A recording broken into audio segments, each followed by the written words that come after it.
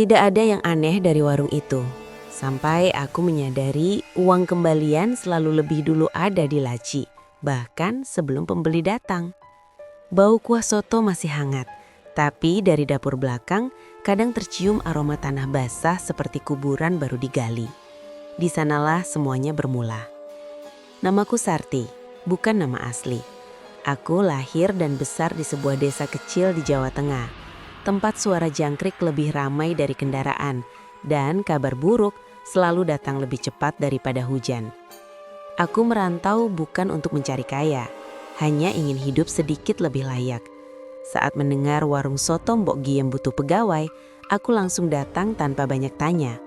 Nama warung itu sudah terkenal, sotonya gurih, porsinya besar, dan kata orang rezekinya deras. Pagi pertamaku dimulai sebelum subuh. Warung masih gelap, tapi dapur sudah hangat. Mbok Giem menyambutku dengan senyum tipis. Wajahnya tak tua, tapi matanya seperti menyimpan malam yang panjang. Ia tak banyak bicara, hanya menunjuk bak air, tumpukan mangkuk, dan talenan. Kerja yang bersih, niatkan baik, katanya pelan. Aku mengangguk, merasa nyaman oleh kesederhanaannya. Saat matahari naik, pembeli berdatangan. Anehnya, meski antrian panjang, suasana tak ramai. Orang-orang makan dengan tenang, nyaris tanpa suara. Sendok beradu mangkuk terdengar jelas, sejelas detak jam dinding yang tak pernah terlambat 1 detik pun. Aku sempat berpikir mungkin ini yang disebut berkah. Namun ada satu hal yang sejak awal menggangguku, pintu kecil di belakang dapur. Pintu kayu kusam selalu tertutup, tak ada tulisan apapun. Saat aku hendak menyapu ke arah sana, Mbok Giem langsung menegur. Bagian itu tak perlu dibersihkan. Nadanya lembut tapi tegas. Terlalu tegas untuk sebuah gudang. Menjelang siang aku mencium bau aneh. Bukan bau soto, bukan pula sampah. Bau tanah basah seperti sehabis hujan di pemakaman. Bau itu muncul sebentar, lalu hilang. Aku kira hanya perasaanku. Tapi saat aku menoleh ke arah pintu belakang, aku melihat gagang pintunya bergerak pelan. Seolah ada seseorang di baliknya yang baru saja menyentuh. Dan tepat saat itu, Mbok Giem berdiri di belakangku dan berbisik, "Jangan biasakan menoleh ke sana, Sarti." Memasuki minggu kedua, aku mulai memahami satu hal.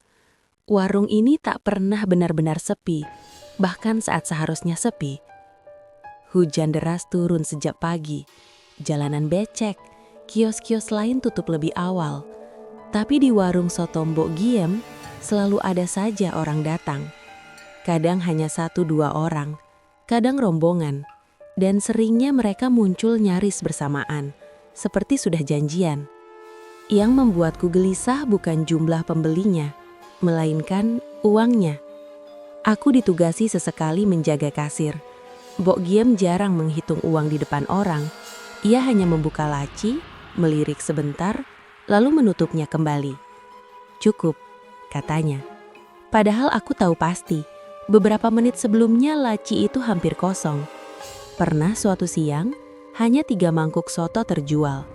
Tapi saat sore, uang di laci setara penjualan puluhan porsi. Aku mencoba mencocokkan hitungan. Tak pernah pas, tapi selalu lebih. Suatu hari, aku salah memberi kembalian. Seharusnya pembeli menerima 10.000, tapi aku hanya memberi 5.000.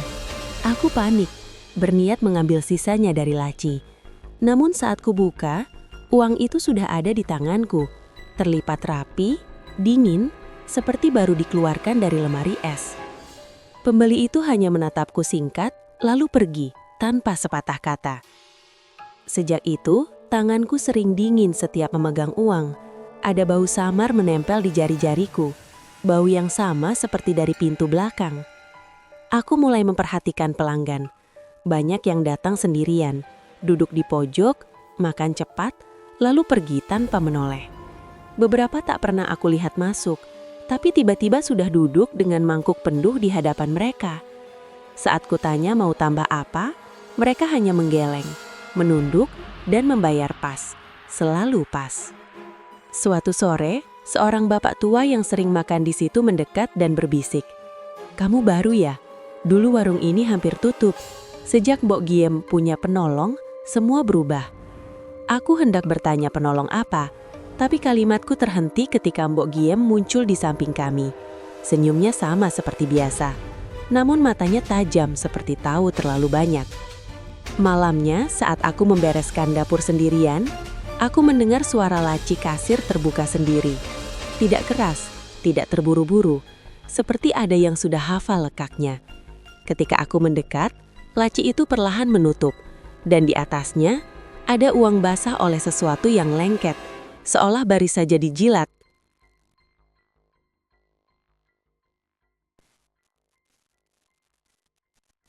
Rasa takut seharusnya cukup untuk membuatku diam, tapi justru rasa penasaranlah yang semakin hari semakin membesar. Setelah kejadian uang basah itu, pikiranku tak pernah tenang. Setiap menyapu lantai dapur, pandanganku selalu tertarik ke pintu kecil di belakang. Pintu itu tak pernah dibuka di siang hari. Tak pernah pula kulihat Mbok Giem membawa sesuatu masuk atau keluar. Seolah ruangan itu tidak membutuhkan apapun, tapi entah bagaimana, selalu hidup. Kesempatan datang pada suatu malam Jumat. Hujan turun rintik-rintik, warung tutup lebih cepat. Mbok Giem pamit pulang dengan alasan badannya tak enak. Aku ditinggal sendirian untuk mengunci warung. Saat itulah, aku menyadari sesuatu yang membuat tengkuku meremang. Di laci kasir, terselip sebuah kunci kecil berkarat yang belum pernah kulihat sebelumnya. Aku tahu, aku seharusnya mengunci warung dan pulang. Tapi kakiku justru melangkah ke arah pintu belakang. Tanganku gemetar saat kunci itu masuk ke lubang. Bunyi klik terdengar pelan, terlalu pelan untuk sesuatu yang selama ini terasa begitu terlarang. Begitu pintu terbuka, bau tanah basah langsung menghantam hidungku. Jauh lebih pekat daripada yang pernah kucium sebelumnya. Ruangan itu sempit, tanpa jendela. Hanya diterangi lampu bohlam redup yang entah sejak kapan menyala. Dindingnya lembab, berlumut di beberapa bagian, seperti ruangan yang lebih sering dihuni daripada dibersihkan. Di sudut ruangan, aku melihat kain putih kusam tergantung rendah. Ujungnya hampir menyentuh lantai. Bukan digantung seperti baju, lebih mirip digantungkan. Di bawahnya, tersusun rapi 3 mangkuk soto, masih hangat, tanpa sendok. Uapnya naik pelan, seolah baru saja disajikan untuk seseorang yang belum datang, atau sudah ada.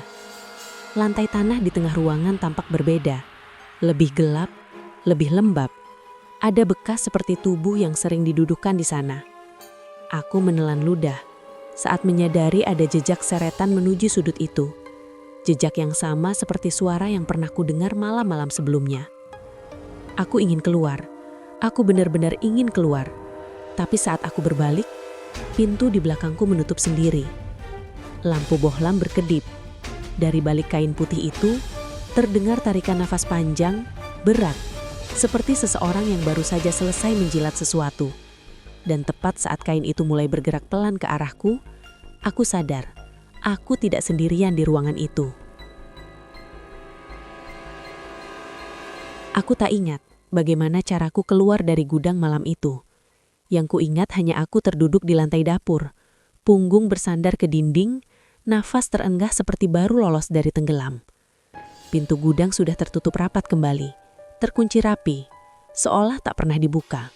Tidak ada kain putih, tidak ada bau tanah.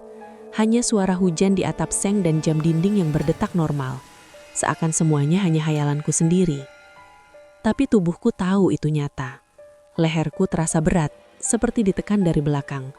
Mulutku pahit, liurku kental dan berbau amis.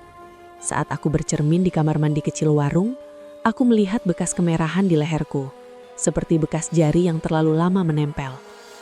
Pagi harinya, Mbok Giem datang lebih awal dari biasanya. Ia menatapku lama, terlalu lama. Tak ada amarah di wajahnya, tak ada keterjekutan. Justru seperti seseorang yang tahu persis apa yang telah terjadi. "Kamu sudah masuk ke belakang," katanya pelan. Bukan bertanya, memastikan. Aku menangis. Aku minta maaf. Aku bilang aku tak tahu apa-apa. Mbok Giem menghela nafas panjang, lalu duduk di bangku kayu. Untuk pertama kalinya, Ia bercerita tanpa senyum. Ia mengaku warung ini dulu hampir tutup. Hutang menumpuk. Doa tak kunjung diijabah. Sampai seseorang memberi jalan. Iler pocong katanya. Bukan untuk kaya, hanya untuk membuat dagangan dicari. Tapi setiap bantuan ada syarat. Soto harus selalu tersedia. Gudang harus dijaga. Dan yang terpenting, tidak boleh ada rasa takut. Karena rasa takut adalah undangan. Kamu sudah dilihat, katanya lirih. Kalau sudah dilihat, biasanya diminta. Sejak hari itu, tubuhku berubah. Aku sering meludah tanpa sebab. Air liurku berlebih, lengket. Setiap maghrib, kepalaku pusing, dan kakiku seperti ingin melangkah ke belakang dapur dengan sendirinya. Dalam tidur, aku bermimpi berdiri di depan mangkuk soto, menyuapi sesuatu yang tak pernah menelan, hanya menjilat, berulang-ulang. Aku bilang ingin berhenti bekerja. Bok Gia menatapku lama, lalu berkata satu kalimat yang membuat dadaku runtuh. Berhenti bekerja itu mudah, Sarti, tapi berhenti dari perjanjian belum tentu. Malam itu, saat aku mengemas barang untuk pulang ke kontrakan, aku mendengar pintu gudang diketuk dari dalam. Pelan, sabar, seperti seseorang yang tahu aku tak bisa pura-pura tak dengar lagi. Aku pergi dari warung itu keesokan paginya tanpa menoleh sekalipun. Tak ada perpisahan, tak ada gaji terakhir. Aku hanya ingin jarak, sejauh mungkin. Aku kembali ke desa, ke rumah orang tua yang sederhana, berharap semua berhenti di sana. Awalnya memang tenang. Suara ayam, bau kayu bakar, angin sore, semuanya terasa menenangkan. Aku mulai yakin, mungkin Bok Giem salah. Mungkin aku hanya terlalu lelah dan takut. Keyakinan itu bertahan 3 hari. Hari keempat, ibuku bertanya, kenapa aku sering meludah? Bukan meludah biasa, air liurku kental, pahit, dan tak pernah habis. Setiap bangun tidur, bantal basah. Tenggorokanku selalu terasa penuh, seperti ada yang menumpuk di sana. Saat bercermin, aku melihat bibirku sering mengkilap, seolah selalu basah. Bau tanah mulai muncul lagi, halus, tapi nyata. Malam-malamku berubah. Aku bermimpi berjalan di dapur warung yang sudah kosong. Kompor mati, lampu redup. Tapi di atas meja selalu ada semangkuk soto hangat. Dan di depanku ada sosok berdiri. Tak pernah kulihat wajahnya. Hanya kain putih dengan noda kecoklatan di bagian mulut. Setiap kali aku mencoba mundur, tanganku justru terangkat, menyodorkan mangkuk itu. Sosok itu tak makan. Ia menjilat, pelan, telaten, seolah menikmati sesuatu yang bukan rasa. Aku mencoba berobat. Dukun desa hanya menggeleng. Ini bukan yang ikut karena dipanggil, katanya. Ini yang dititipi. Beberapa minggu kemudian aku mendengar kabar dari kota. Warung soto Mbok Giem masih buka, tapi tak seramai dulu. Mbok Giem jatuh sakit. Katanya sering melamun, sering meludah, dan tak mau mendekati gudang. Ada pegawai baru sekarang, seorang perempuan muda, dari desa sebelah. Aku menulis ini bukan untuk memperingatkan siapapun agar tak makan soto di sana. Soto itu tetap enak, tetap hangat. Yang berubah hanya satu, yang menjaga kini berganti. Kadang saat maghrib, aku masih merasa ada yang berdiri di belakangku. Bukan menakutkan, lebih seperti menunggu. Dan aku mulai mengerti sesuatu yang dulu tak kupahami. Pesugihan itu tak selalu meminta nyawa. Kadang ia hanya ingin dilanjutkan. Kisah yang kuceritakan ini selesai di tulisanku, tapi tidak sepenuhnya selesai di hidupku. Ada hal-hal di dunia ini yang tak selalu menampakkan wujud, namun jejaknya terasa lama. Di tubuh, di pikiran, di nafas yang kadang terasa bukan milik sendiri. Aku belajar satu hal.